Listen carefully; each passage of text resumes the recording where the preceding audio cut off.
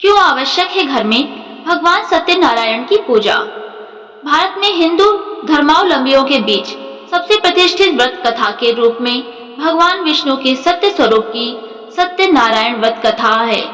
भगवान की पूजा कई रूपों में की जाती है।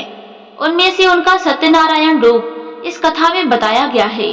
विद्वानों की माने तो स्कंद पुराण के रेवा खंड में इस कथा का उल्लेख मिलता है। इसके मूल पाठ में पाठांतर से करीब 170 श्लोक संस्कृत भाषा में उपलब्ध हैं, जो 5 अध्यायों में बटे हुए हैं। इस कथा के 2 प्रमुख विषय हैं, जिनमें एक है संकल्प को भूलना और दूसरा है प्रसाद का अपमान। व्रत कथा के अलग अलग अध्यायों में छोटी छोटी कहानियों के माध्यम से बताया गया है कि सत्य का पालन न करने पर इस तरह की परेशानियां आती हैं। इसीलिए जीवन में सत्य व्रत का पालन पूरी निष्ठा और सुदृढ़ता के साथ करना चाहिए। ऐसा न करने पर भगवान न केवल नाराज होते हैं, अपितु दंड स्वरूप संपत्ति और बंधु बांधवों के सुख से वंचित भी कर देते हैं। इस अर्थ में यह कथा लोक में सच्चाई की प्रतिष्ठा का लोकप्रिय और सर्वमान्य धार्मिक साहित्य है। अक्सर पूर्णमासी को इस कथा का परिवार में वाचन किया जाता है।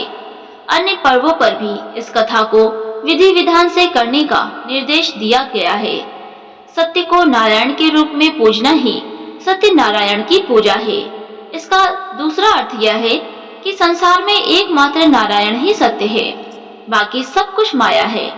सत्य में ही सारा जगत समाया हुआ है। सत्य के सहारे ही शेष भगवान पृथ्वी को धारण करते हैं। श्री सत्यनारायण व्रत की कथा। एक बार योगी नारद जी ने भ्रमण करते हुए मृत्युलोक के प्राणियों को अपने अपने कर्मों के अनुसार तरह तरह के दुखों से परेशान होते हुए देखा था। इससे उनका संहृदय द्रवित हो उठा और वे वीणा बजाते हुए अपने परम आराध्य भगवान श्री हरि की शरण में हरि कीर्तन करते क्षीर सागर पहुँच गए और स्तुति पूर्वक बोले, हे नाथ, यदि आप मेरे ऊपर प्रसन्न हैं तो मृत्युलोक के प्राणियों की व्यथा हरने का कोई छोटा सा उपाय बताने की कृपा करें। तब भगवान ने कहा, हे वत्स, तुमने विश्व कल्याण की भावना से बहुत सुंदर प्रश्न किया है, अतः तुम्हें साधुवाद है। आज मैं तुम्हें ऐसा व्रत बताता हूँ जो स्वर्ग में भी दुर्लभ है और महान पुण्यदायक है तथा मोह के बंधन को काट देने वाला है, और वह ये है कि श्री सत्यनारायण व्रत की कथा। इसे विधि विधान से करने पर मनुष्य सांसारिक सुखों को भोग कर परलोक में मोक्ष प्राप्त करता है। इसके बाद काशीपुर नगर के एक निर्धन ब्राह्मण को भिक्षावृत्ति करते देख भगवान विष्णु स्वयं ही एक बूढ़े ब्राह्मण के रूप में उस निर्धन ब्राह्मण के पास जाकर कहते हैं, हे विप्र, श्री सत्यनारायण भगवान मनोवांछित फल देने वाले हैं। तुम उनके व्रत पूजन करो, जिसे करने से मनुष्य सब प्रकार से दुखों से मुक्त हो जाता है। इस व्रत में उपवास का भी अपना ही महत्व है, किंतु उपवास से मात्र भोजन न लेना ही नहीं समझना चाहिए।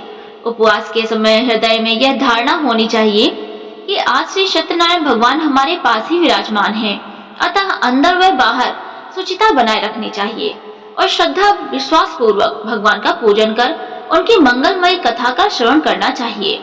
सायंकाल में यह व्रत पूजन अधिक प्रशस्त माना गया है।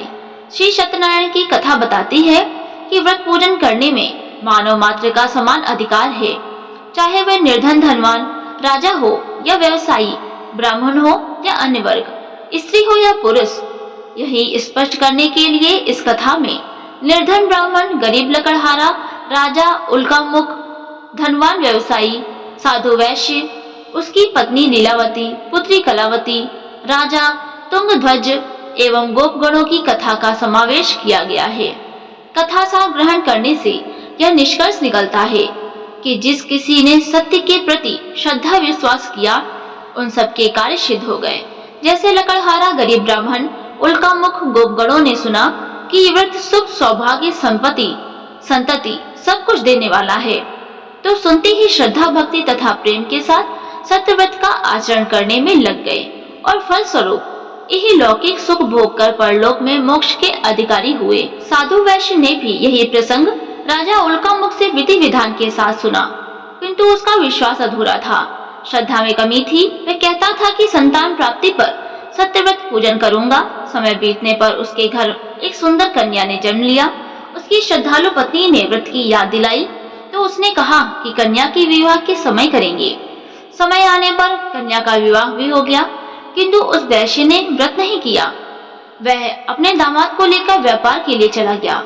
उसे चोरी के आरोप में राजा चंद्रकेतु द्वारा दामाद सहित कारागार में डाल दिया गया। पीछे घर में भी चोरी हो गई। पत्नी लीलावती व पुत्री कलावती भिक्षावती के लिए विवश हो गई। एक दिन कलावती ने किसी विप्र के घर श्री सत्यनारायण का पूजन होते देखा और घर आकर माँ को बताया। तब माँ ने अगले दिन श्रद्धा से व्रत पूजन कर भगवान से पति और दामाद के शीघ्र वापस आने का वरदान मांगा। श्री हरि प्रसन्न हो गए और स्वप्न में राजा को दोनों बंदियों को छोड़ने का आदेश दे दिया। राजा ने उनका घर, धन धान्य और प्रचुर द्रव्य देकर उन्हें विदा किया। घर आकर पूर्णिमा और संक्रांति को सत्यव्रत का जीवन पर्यंत आयोजन करता रहा। फलतः सांसारिक सुखों को भोग कर उसे मोक्ष की प्राप्ति हुई। इस प्रकार राजा तुंगध्वज ने वन में गोप गणों को श्री सत्यनारायण भगवान का पूजन करते देखा, किंतु प्रभुता के मद में चोर राजा न तो पूजा स्थल पर गया, न दूर से ही प्रणाम किया और न ही गोपगणों द्वारा दिया प्रसाद ग्रहण किया। परिणाम यह हुआ कि राजा के पुत्र, धन धान्य, अश्व गजादि सब नष्ट हो गए। राजा को अकस्मात यह आभास हुआ कि विपत्ति का कारण सत्यदेव भगवान का निरादर है। उसे बहुत पश्चाताप हुआ। वह तुरंत वन में गया और गोपगणों को बुलाकर काफी समय लगातार सत्यनारायण भगवान की पूजा की। फिर उसने उनसे ही प्रसाद ग्रहण किया तथा घर आ गया। उसने देखा कि विपत्ति टल गई और उसकी सारी संपत्ति तथा जन सुरक्षित हो गए। राजा प्रसन्नता से भर गया और सत्यव्रत के आचरण में निरंतर हो गया तथा अपना सर्वस्व भगवान को अर्पित कर दिया। श्री सत्यनारायण व्रत से हमें यह शिक्षा मिलती है कि सत्य रूप ब्रह्म जीवात्मा रूप में हमारे अंदर ही विद्यमान है। हम सब सत्य के ही स्वरूप हैं, पर माया के वश में आकर नष्ट होने वाली वस्तुओं को संग्रह करने की सोचकर संसार में मग्न हो रहे हैं। इस अज्ञान को दूर करके सत्य को स्वीकार करना और प्रभु की भक्ति करना ही मानव का धर्म है। यही सत्यनारायण व्रत और कथा का सार है।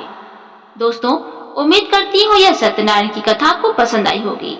वीडियो पसंद आई हो तो वीडियो को लाइक करें, चैनल पर नए हो तो चैनल को सब्सक्राइब जरूर करें। धन्यवाद दोस्तों।